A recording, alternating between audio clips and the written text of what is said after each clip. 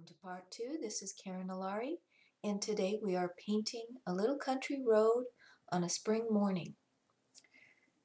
We've just about finished the block-in stage, and as I was talking about in part 1, I realized I wanted to make a couple of changes, and the first was to raise the level of that field a little bit so it didn't drop down off the page. And I also wanted to kind of soften that very straight line I had going up the fence and try to round it out a little bit. I also looked at it and decided that the road was just a little bit too wide.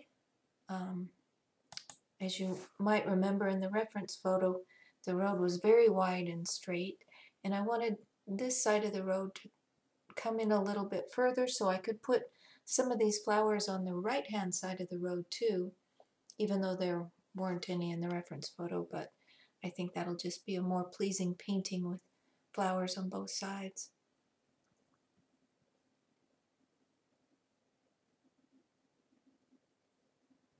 I'm working with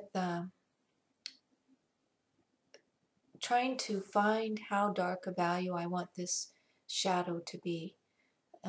As I talked about in part 1, I realized I had the shadow much too dark and I wanted it lighter because this is a spring morning, a gentle spring morning, so the contrast in the shadows wouldn't be as great.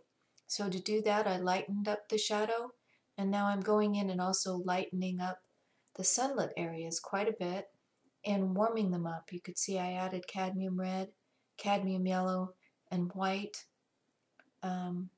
to significantly warm that color up. So in that way, you know, you still see a difference in the shadow, even though I lightened that shadow up almost to the level I originally had the roadway. But so in order to keep that contrast, I wanted to lighten up the road as well. As we talked about, I want to try to move this to a higher key painting, to a lighter painting. Try to keep it light and airy. I'm trying to get across the concept in this painting of spring. And to me, spring is these light, airy blossoms and the light colors, and it just has such a fresh and optimistic feel to it. So as you look at your reference photo and as you think about what you're painting, I'm always thinking about how can I not just copy what's in this reference photo, but how can I get across the concept that I'm trying to get across? And the concept I'm looking for is light, airy spring morning. So I'm making all my choices that I have to make, because along the way you have to make a lot of choices. So I'm always coming back to what's the point of my painting?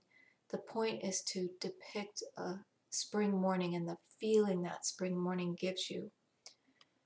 So I had to, as I lightened up the shadow on the roadway, I also lightened up the shadow underneath the tree. I'm putting a row of grass down the middle of this little country road, which country roads often have, though this particular country road was actually a wider graveled road, but I'm turning it into a more picturesque, narrow, less traveled country road, and so some of that grass would grow up along in the middle of this one-lane road.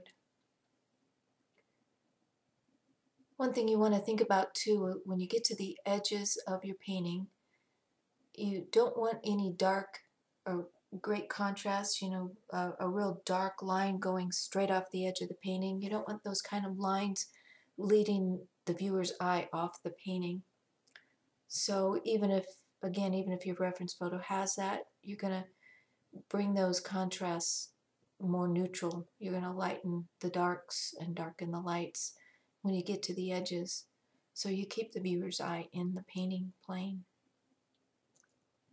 Spending a lot of time on this difference between the shadows and the light. I really want to establish that in this block-in phase, because it's a pretty integral part of what I'm trying to say in this painting. You know, paintings are not usually about things as much as they are about our reactions and our emotional responses to things. And light has such a huge part in establishing our emotional responses. When you think about it, you know, a cloudy day tends to make us gloomy or pensive, and a sunny day gives us more energy.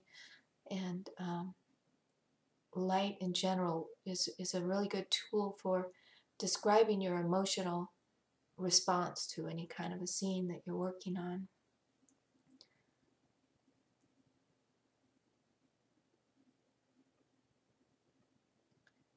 Okay, so now I'm happy with those values. I'm happy with the decreased contrast in the shadows.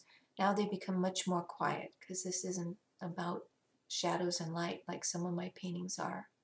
So the block-in is basically now completely done, and I'm moving to the second stage of the painting. And in this at this point, we just kind of start at the top again, the top and back again, and put in our final layers of paint. So I'm starting with the sky and laying in this blue that's a combination of phthalo, ultramarine, and white. And actually in the reference photo, the sky was pretty gray, but I wanted it to be lighter again, have more blue to it, because I'm going back to those pastels, those springy pastel colors.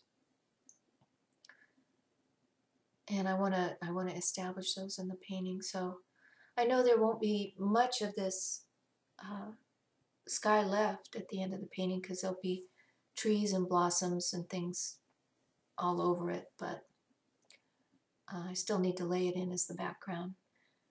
So here I'm looking at my skyline again and how wide that background hill was, and I decided that the background hill, I just had it too wide, too tall. It was almost the same height as my trees to the right, and it really needed to be lower, smaller, have it recede more in the distance by being small that way. And you know, these are acrylic paints, and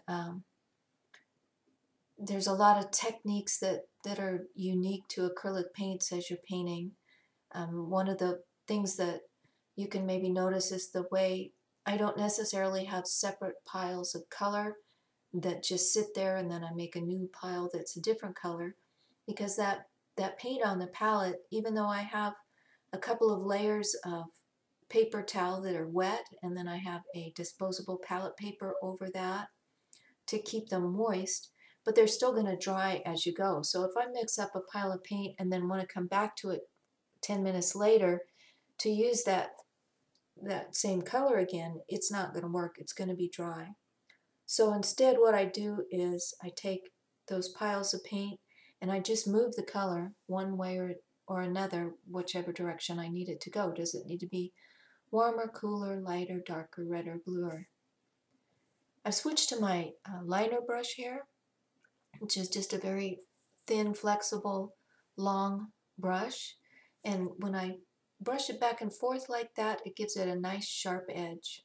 And I'm using that to lay in, starting to build up layers here on these trees on the right. This is just a big bank of gray trees, still have their winter foliage on there.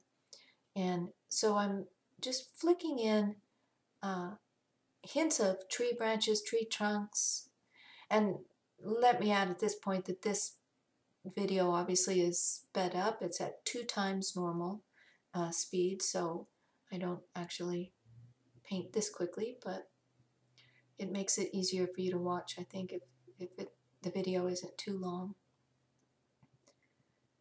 So I get that nice sharp edge onto that liner brush, and then I lay the brush down, and I pull it.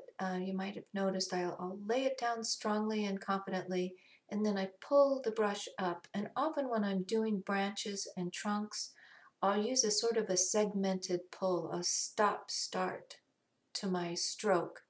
And that, to me, gives a more natural look of the way a tree grows one direction and then it branches off and grows another direction. It's not necessarily just going to be one long straight line. So I'm moving into a dark browner color. So brown obviously is, you know, just orange. It's an orange that's been grayed down, so it's red and yellow with some blue added. And if I'm making a dark brownish color, I'm going to use my Alizarin Crimson and my Quinacridone Gold, which are a dark yellow and a dark red. If I were making a lighter brown, I'd use Cad Red and Cad Yellow.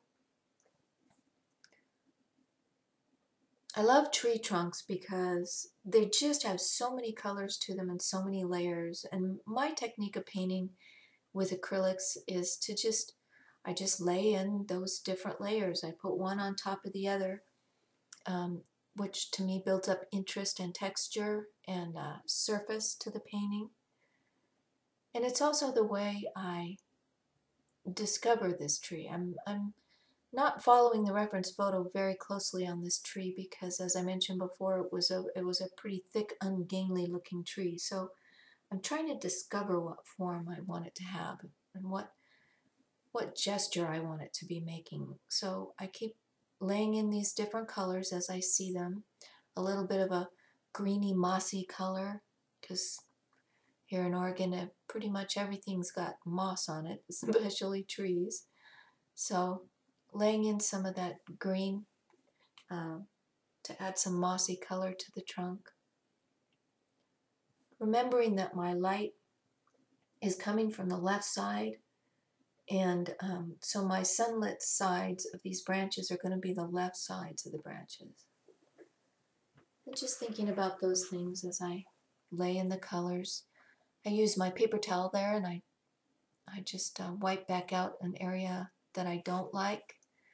You know, acrylics have a certain period of time where you can work them, but it's not a very long period of time. But if you move fairly quickly and concentrate on one area before you move on and make sure it's what you want it to be, of course you can always come back and change it entirely. That's also the beauty of acrylics. So I've come back in and made another dark with my Pthalo Blue, my Alizarin Crimson, putting some of these darks back on the left-hand side of the branches, adding that texture on texture that makes up a tree trunk. I'm trying to paint this flat on the table so that you can see it. So periodically I have to keep picking up the painting so I can actually see what I'm doing. Here's I've mixed some green, some of this background green again, and I'm reshaping the tree trunk. So you can shape things by drawing them on to the background, and then you can shape them by coming in with the background color and reshaping them.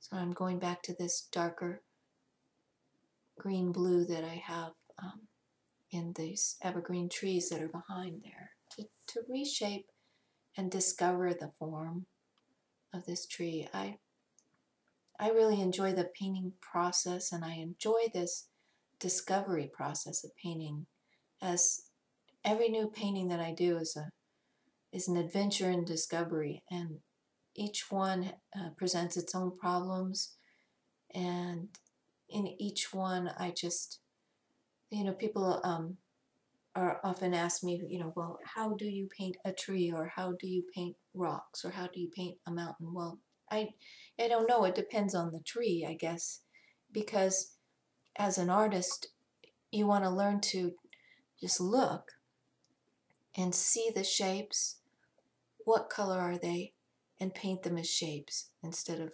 ideas. So that's the end of part 2, and we'll move on to part 3.